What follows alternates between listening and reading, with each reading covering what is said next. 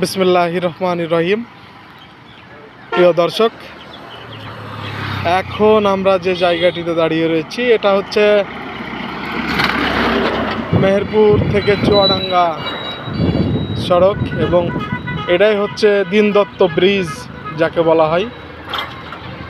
আর এই দীনদত্ত ব্রিজ ঘিরে কত যুবকের এবং কত মানুষের যে পুরনো স্মৃতি জড়িয়ে রয়েছে এই দীনদত্ত ব্রিজে।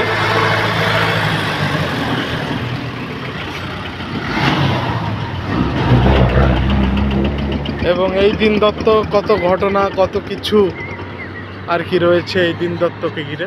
আর সেই মেহেরপুর জেলার দীনদত্ত ব্রিজটি আপনাদের মাঝে আজকে তুলে ধরবার চেষ্টা করেছি।